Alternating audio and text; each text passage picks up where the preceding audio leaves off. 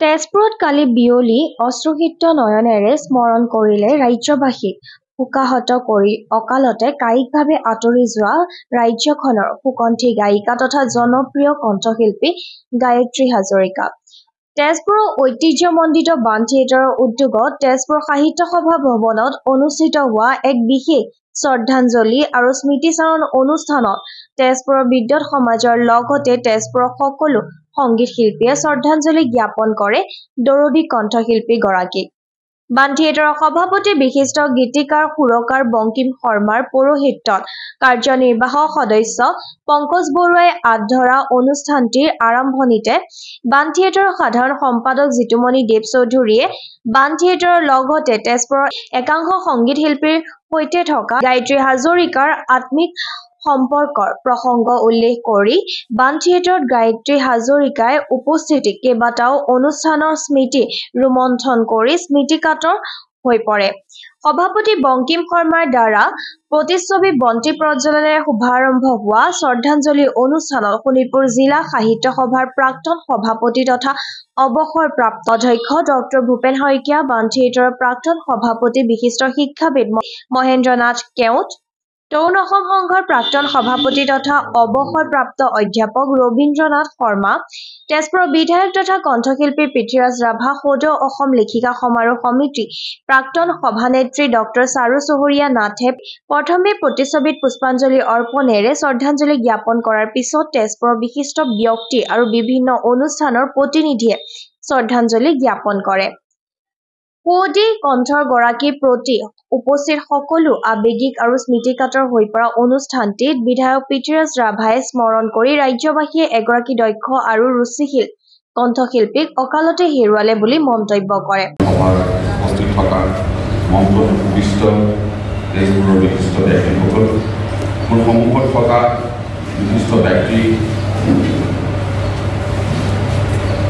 গান ভাল পোৱা, সংগীত ভাল পোৱা, নাটক ভাল পোৱা, সংস্কৃতি ভাল পোৱা সকলো ব্যক্তিলৈ মোৰ আন্তৰিক অভিনন্দন জনাইছোঁ। আচলতে গায়ত্ৰী হাজৰিকাৰ বিষয়ে মই বহুত কিবাকিবি নাজানো।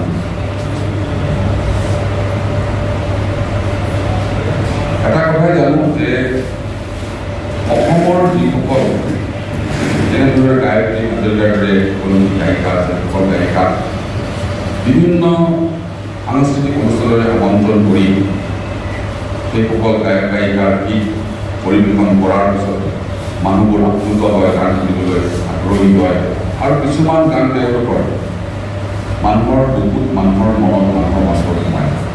এতিয়া যিটো গান গাই গ'ল সৰাপাতে আপুনি নামে আৰু তেওঁলোকৰ গান বহুত গান গোৱা নাই, কিন্তু যিকেইটা গান গাইছে খুব সুন্দৰ গান গাইছে। এইবোৰ মানুহ যদি আমাৰ মাজৰ পৰা আপুনি গুচি যায় অসমৰ কাৰণে বহুত এইকাৰণেই প্ৰতি হয় গায়ক, নহয় লেখক, নহয় সংগীতজ্ঞ, নহয় অভিনেতা, যিয়েই নহওক এইসকলৰ যি অৱদান, এই অৱদান কেতিয়াও পাহৰিব নোৱাৰে। আনহাতে বিশিষ্ট অনাটৰ শিল্পী দুৰ্গাময়ী বৰাই গায়ত্ৰী হাজৰিকাৰ প্ৰকৃত অৰ্থৰ সংগীত সাধনা আৰু শিল্পী আছিল বুলি মন্তব্য কৰি গায়ত্ৰী হাজৰিকাৰ গায়িকী একক আৰু অনন্য আছিল বুলি মন্তব্য কৰে। আৰু সেই কামখিনি ওচৰৰ পৰা যে আছে তেওঁলোকে দেখিছে। তেওঁ এখন সংগীত বিদ্যালয় চলাইছিল আৰু সৰু সৰু ল'ৰা ছোৱালীখিনিয়ে একেবাৰে শাস্ত্ৰীয় সংগীতৰ প্ৰতি তেওঁলোকৰ ইমান আগ্ৰহ নাথাকিব পাৰে, তেনেকুৱা যাতে লঘু শাস্ত্ৰীয় সংগীতৰ পৰা লাহে লাহে তেওঁলোকক আকৌ শাস্ত্ৰীয় সংগীতৰ ফালে ধ্যান দিয়া দিছিলে। কাৰণ তেওঁলোকৰ যাতে ৰুচি আচলতে সংগীত সেইখিনি দিবৰ কাৰণে কণ ল'ৰা ছোৱালীক খুব চেষ্টা কৰিছে। এখন গাঁৱৰ সংগীত বিদ্যালয় আছে।